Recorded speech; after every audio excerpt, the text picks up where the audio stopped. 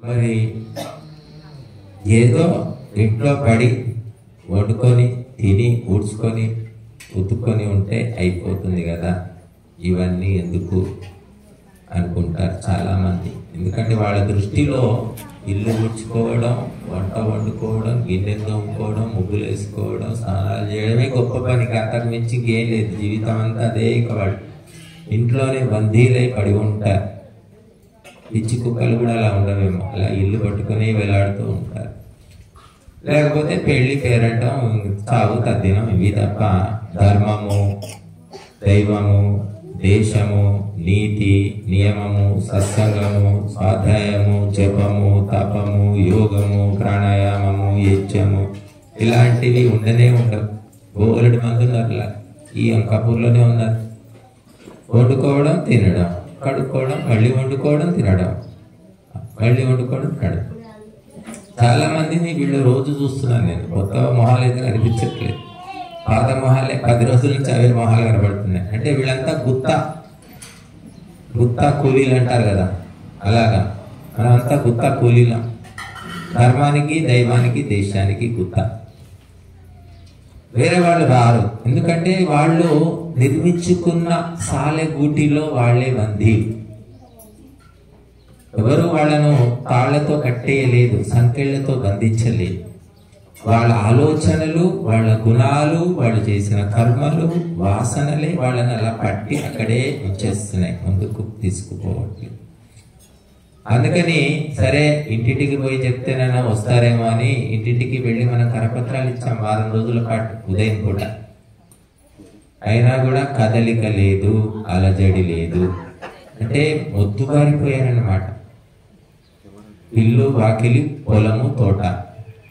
ఇంకా ఎందుకంటే పొలం, తోట కూడా ఎందుకు పోతారంటే పోతే డబ్బులు వస్తాయి. ఇక్కడికి వస్తే ఏమి రావమ్మా, ఉన్న డబ్బులు అక్కడ ఆహుతి ఇవ్వాల్సిందే అనుకుంటున్నారు కొంతమంది. ఏమి రాదు, సత్సంగాలు, యజ్ఞాలు వస్తే ఏవో ఒకటి ఇవ్వాలి, మన జోబులో డబ్బులే ఖర్చు అయిపోతే తప్ప ఏమి రావాలనుకుంటున్నారు. వాళ్ళకి తెలిసిందంటే పాపం. రావడం అంటే కళ్ళకు కనబడాలి, వాళ్ళ దృష్టిలో చెప్పి రావాలి. యాక్సిడెంట్ అవుతుంది చెప్పి వస్తుందా? కాబట్టి వాళ్ళు చాలా అజ్ఞానంలో, మూర్ఖత్వంలో, అవిద్యలో కొట్టుమిట్టాడుతున్నారు అన్నమాట. ఊళ్ళు, ప్రభుత్వాలు, ప్రజలు, నాయకులు అందరూ అందులోనే ఉన్నారు. ఎందుకంటే పశువులు, జంతువులు, మృగాలకు మనకు తేడా ఏమిటంటే అవి వండుకోకుండా తింటాయి, మనం వండుకొని తింటాం, అదే తేడా. అవి బట్టలు లేకుండా తిరుగుతాయి, మనం బట్టలు కట్టుకుంటాం, అంతే తేడా. అవి చేస్తాయి, మనము చేస్తాం. అవి పిల్లలు కంటాయి, మనము కంటాం. అవి పడుకుంటాయి, మనము పడుకుంటాం. అవి భయపడతాయి, మనము భయపడతాం. కాబట్టి వండుకోకుండా తినడం వాటికి దేవుడిచ్చిన అదృష్టం అనాలో దురదృష్టం అనాలో మనకు కూడా తెలియదు. ఎందుకంటే మనం రకరకాల రుచులు చేసుకుంటాం. వంకాయ ఇస్తే అది కుట్టుకుని తినేస్తుంది. మనం వంకాయ పచ్చడి, వంకాయ గుత్తి వంకాయ, వంకాయ బజ్జీలు, వంకాయ పులుసు, వంకాయతో 60 వంటలనే పుస్తకం చూశాను నేను చిన్నప్పుడు. ఇప్పుడు దొరుకుతుందో లేదో తెలియదు. వంకాయతో 60 వంటలు. మరి అలా అంత తెలివితేటలు ఉన్నాయి మనకు. వంకాయతో వంటలు కనిపెట్టాం. పప్పుచారు 10 రకాలు. ఇడ్లీలు కూడా ఇక అదే ఇడ్లీలు, మినపప్పు, రవ్వ ఇడ్లీలు ఏం తింటాం. ఇవి విసుగొచ్చి కొత్తవి కనిపెట్టారు. ఇప్పుడు 100 రకాల ఇడ్లీ దొరుకుతున్నాయమ్మా. క్యారెట్ ఇడ్లీ, బీట్రూట్ ఇడ్లీ, మళ్ళీ ఆలుగడ్డ ఇడ్లీ, ఎన్ని రకాల ఇడ్లీలో మీరు ఏది అడిగితే అది ఇడ్లీ చేస్తారు. ఆలుగడ్డ ఇడ్లీ కూడా చేస్తారు, పాలకూర ఇడ్లీ. ఇట్లా ఇడ్లీలు, మళ్ళీ అందులో చట్నీలు కూడా రకరకాలు. జీవితం అంతా ఇదే. అందుకే ఫుడ్ ఫెస్టివల్స్ అని పెడుతున్నారు హైదరాబాద్ లో.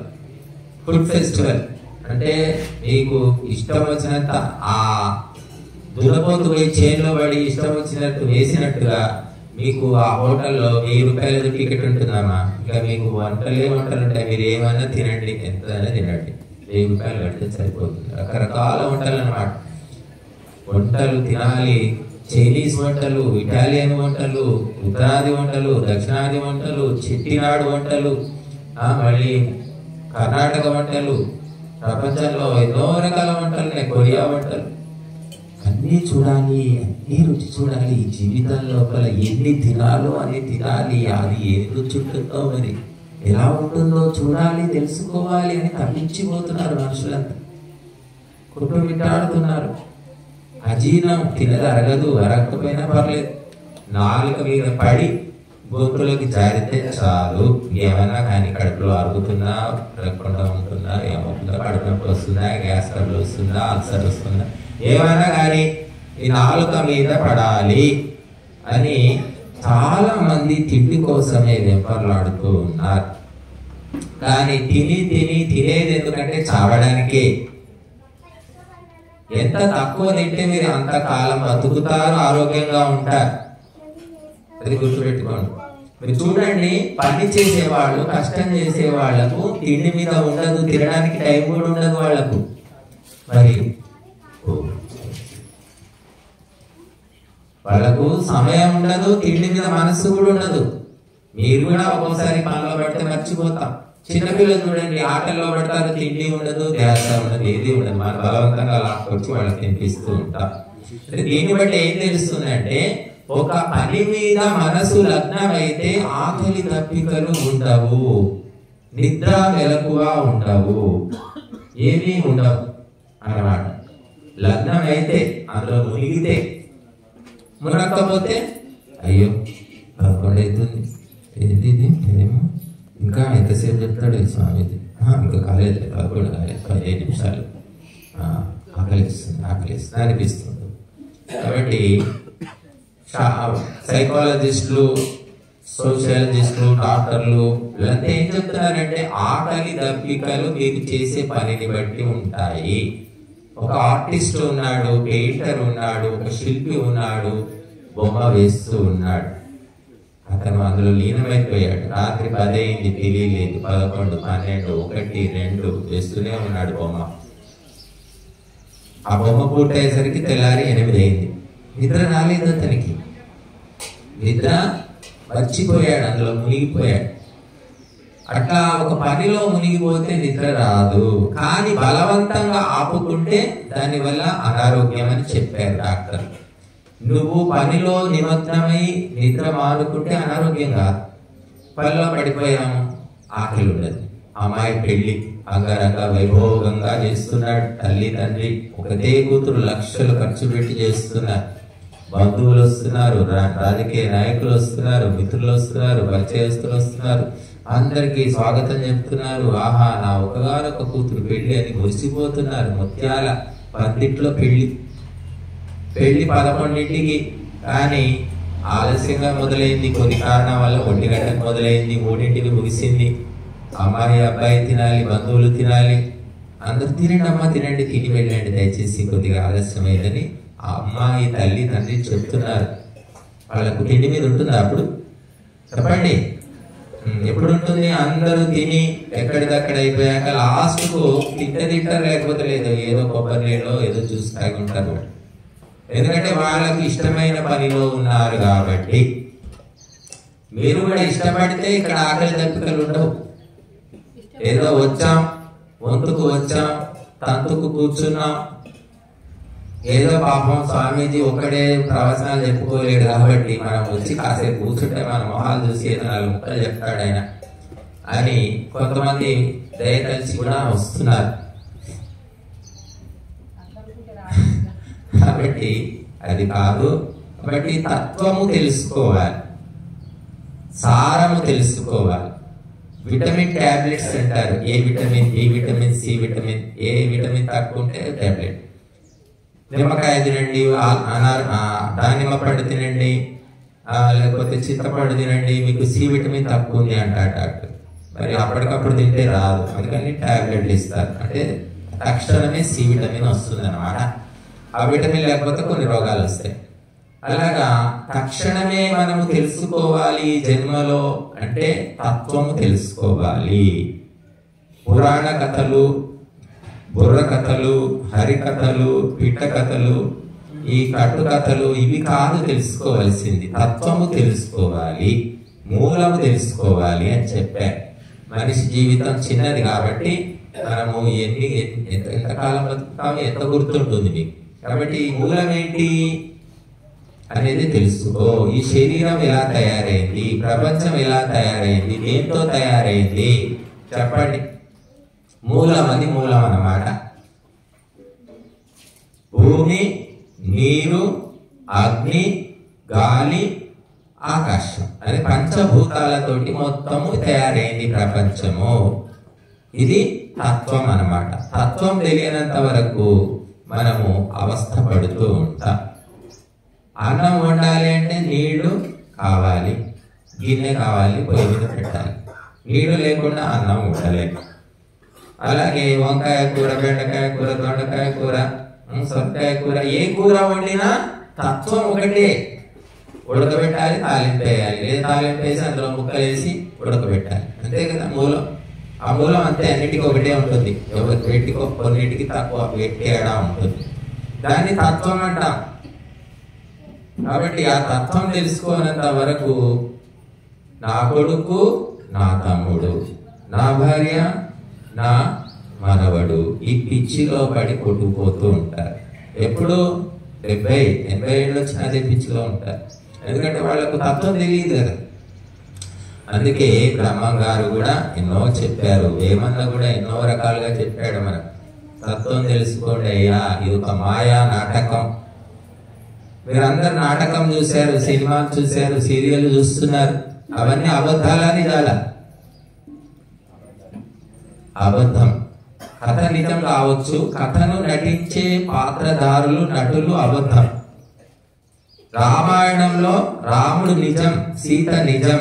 కానీ ఆ రాముడిని, సీతను పాత్ర పోషించే ఆ నటులు నిజమైన సీత కాదు, నిజమైన రాముడు కాదు. తెలుసు అందరికీ, అబద్ధమే కదా. కానీ మనం చాలా ప్రభావితమవుతాం, ఏడుస్తాం కూడా. శ్రీరాముని చరితమును తెలిపెదమమ్మా, ఘనశీలవతి సీత కథ వినుడోయమ్మా అనగానే ఏడ్చేవాళ్ళం సినిమా చూసి. మనకు అబద్ధం అనేది తెలిసిన ఆ రకంగా అందులో లీనమైపోయి ఏడ్చేవాళ్ళు. పాట ఇప్పుడు కూడా పాట వింటూ ఉంటాము. అబద్ధం అని తెలిసినా మనం ప్రభావితం అవుతున్నాం. మరి ఇది కొడుకు, ఈ మనవడు, ఈ భార్య, ఈ భర్త, ఇది అబద్ధమా నిజమా చెప్పండి.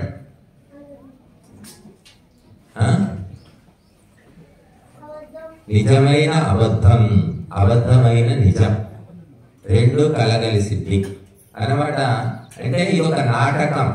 నాటకం సజీవ నాటకం, స్క్రిప్ట్ లేని నాటకం. అందరూ నాటకంలో పాత్రధారులే. ఆ విషయం తెలుసుకోవాలి. మొట్టమొదటి నీ పాత్ర నువ్వు సరిగ్గా పోషించు. నీ డైలాగులు నువ్వు చెప్పు, పక్క వాళ్ళ డైలాగులు చెప్పకు. నువ్వు నాటకం ఫెయిల్ అయిపోతుంది. నీ పాత్ర ఎంతవరకు ఉందో అంతవరకే నటించు. కానీ ఓవర్ యాక్షన్ చేస్తే ఏమవుతుంది? ఫెయిల్ అయిపోతుంది. సినిమా ఫెయిల్ అవుతుంది, నాటకం ఫెయిల్ అవుతుంది. ఇప్పుడు మనమంతా ఓవర్ యాక్షన్. కొడుకు వరకు నీ పాత్ర పరిమితం. నువ్వేం చేస్తున్నావు? ఓవర్ యాక్షన్ చేసి మానవాడిని కూడా లాక్కొస్తున్నావు. వాడికి కూడా సేవలు చేస్తున్నారు, వాడికి స్నానాలు ఇంకేమో అన్ని చేస్తూ ఉన్నారు. ఇది ఓవర్ యాక్షన్ కిందకి వస్తుంది.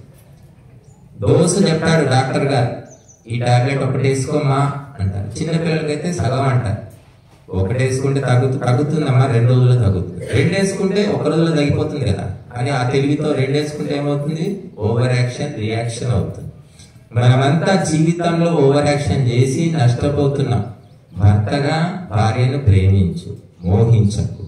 భార్యగా భర్తను గౌరవించు, కానీ భయపడకు. పిల్లల్ని మనం ప్రేమించాలి, కానీ పిల్లల్ని మనం ఏం చేస్తున్నాం అంటే మోహంలో పడిపోతున్నాం. మనమే పడుతున్నాం ముట్టలు, వాళ్ళకంటే ఎక్కువ.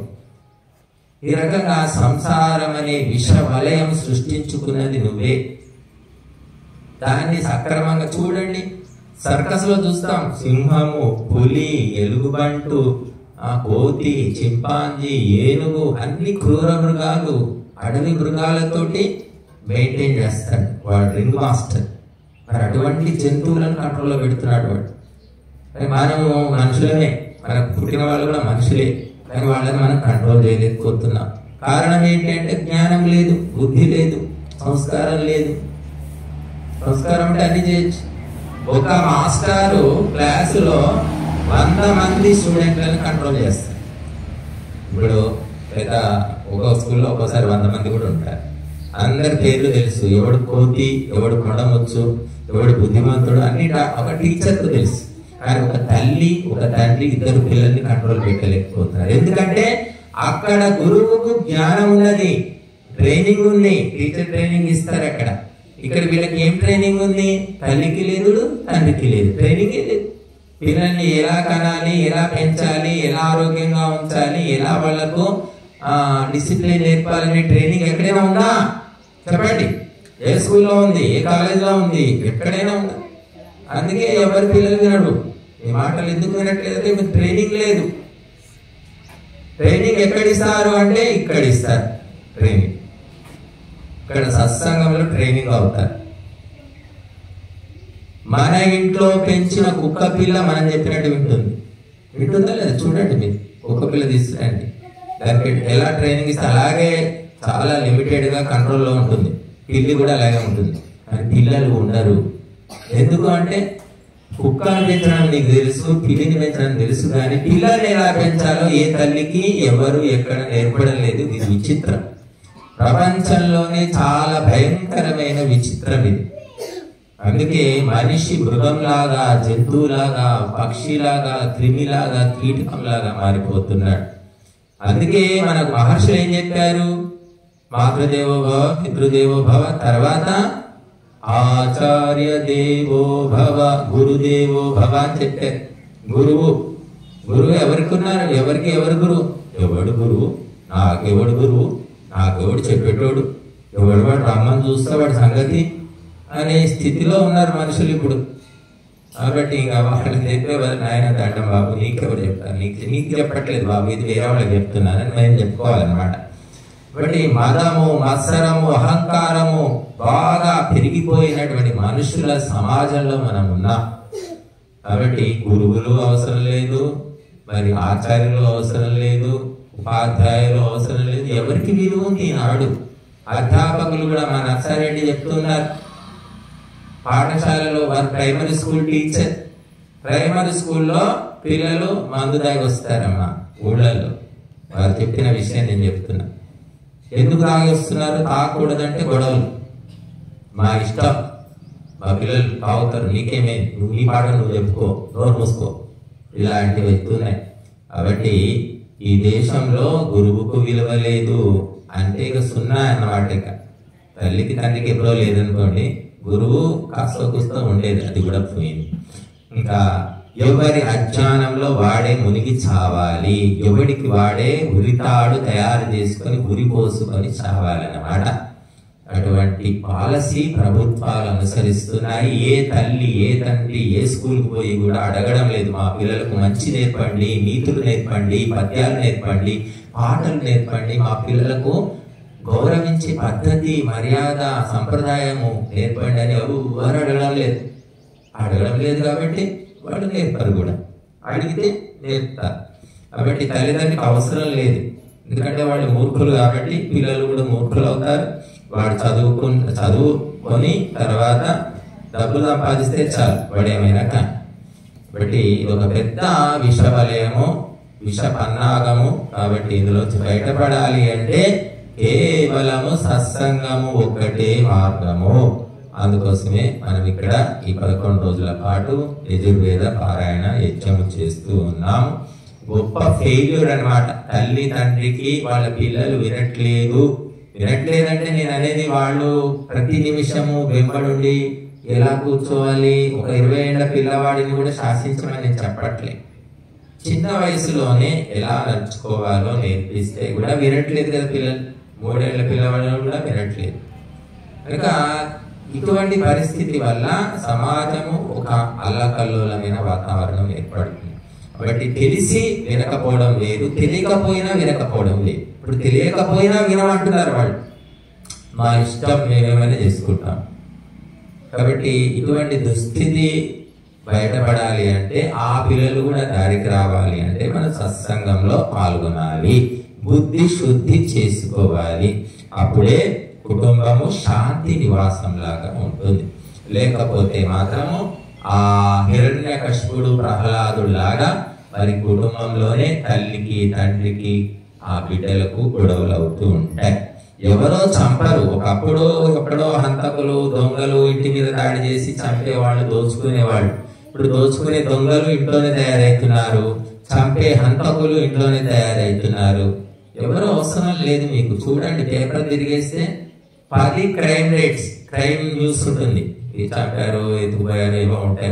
10 వార్తలు చూడండి, అందులో 9-8 వార్తలు కుటుంబ సభ్యులే చేస్తూ ఉంటారు. ఇవన్నీ ఎవరో కాదు, ఎటువంటి కాదు. కాబట్టి మన కుటుంబంలోనే ఇటువంటి దుర్మార్గులు తయారవుతున్నారు. ఎందుకంటే కుటుంబంలో పద్ధతి నేర్పట్లేదు, సంప్రదాయం లేదు, నీతి లేదు, భయం లేదు, భక్తి లేదు. అన్నిటికంటే ముఖ్యంగా భక్తి నేర్పిస్తే చాలు, మొత్తం అన్ని బాగుపడతాయి. ఒక భక్తి నేర్పిస్తే చాలు. ఆ భక్తి నేర్పాలి అంటే ఎక్కడ ట్రైనింగ్ ఇస్తాము అంటే ఇటువంటి సత్సంగంలో. మా దగ్గర పిల్లలు రోజు హోమం చేస్తే పిల్లలు వచ్చేవాళ్ళు. ఆ గంగాధరని వాళ్ళ కూతురు, ఆ అబ్బాయి, చిన్న అబ్బాయి, ఇద్దరు వచ్చేవాళ్ళు. మేము పాడే మంత్రాలు, శ్లోకాలు, పాటలు కూడా అన్ని చిన్న వయసే, 3-4 ఏళ్ల వయసు, ఒకరికి 7 ఏళ్ల వయసు, అన్ని నేర్చేసుకొని ఇంట్లో పాడుతూ ఉండేవారట. ఆ పాటలు, శ్లోకాలు అన్ని. క్రమంగా ఏమైపోయింది, ఆ పిల్లలు ఆ స్కూల్లో హోంవర్క్లు ఎక్కువైపోయి, పని ఎక్కువైపోయి అసలు రావడం మానేశారు. వెలిగా ఏమైపోయిందంటే ఆ పిల్లలు అవన్నీ మర్చిపోయారు.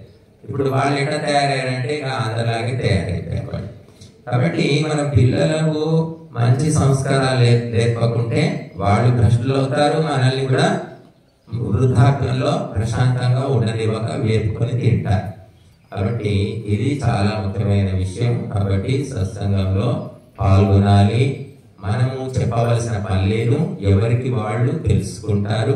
మనం ఎంత చెప్పినా కూడా వినని వ్యక్తులు కూడా విని తెలుసుకుంటారు. కాబట్టి అందరూ కూడా సత్సంగానికి ఇటువంటి ధార్మిక కార్యక్రమాలకు ప్రాధాన్యం ఇస్తారని ఆశిస్తున్నాం. మరి సాయంకాలం కూడా ఈ రోజు కార్యక్రమం ఉంటుంది. రేపు ఉదయము పూర్ణాహుతితో మన ఈ 11 రోజుల ఏకాదశి వ్రతము ముగుస్తుంది. కాబట్టి మీరందరూ కూడా ఇతోధికంగా పాల్గొనండి. క్రమశిక్షణ, సమయ పాలన, ఈ 2 ఉన్న వ్యక్తులే భగవంతుడిని పొందుతారు. లేదా పెద్ద నామాలు పెట్టుకొని, లేకపోతే ఏదో పెడలు రుద్రాక్షలు వేసుకొని, కొంతమంది ఉంటారు ఎప్పుడు చూసినా చాలా దీక్ష అండి, ఎప్పుడు దీక్ష తీసుకుంటాడు, శివ దీక్ష అని ప్రతి సత్సంగం పోతాను. అయిపోతే లాభం ఉంది, క్రమశిక్షణ లేదు, సమయ పాలన లేదు. కాబట్టి అలాంటి వాళ్ళు చాలా మంది ఉన్నారు. కాబట్టి మనము క్రమశిక్షణతో పక్కవాళ్ళ సంగతి మనకు అనవసరం, మనం మాత్రం ఒక పద్ధతిగా ఉండడానికి ప్రయత్నం చేసుకోవాలి. అటువంటి వ్యక్తులకే ఆయురారోగ్యాలు ఉంటాయని చెప్తూ ఇప్పుడు మరి కొన్ని విషయాలు మనము నేనే చెప్పుకుంటూ పోతున్నాను. ఏంటంటే చదువుకోండి. మరి నర్సారెడ్డి గారు ఎక్కడున్నారు?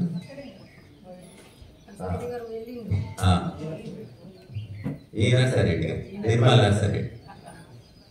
కొన్ని 10 నిమిషాలు మీరు మీ టీచర్గా రిటైర్ అయ్యారు మొన్న ఏప్రిల్లో కదా, సెప్టెంబర్లో ఆపేసి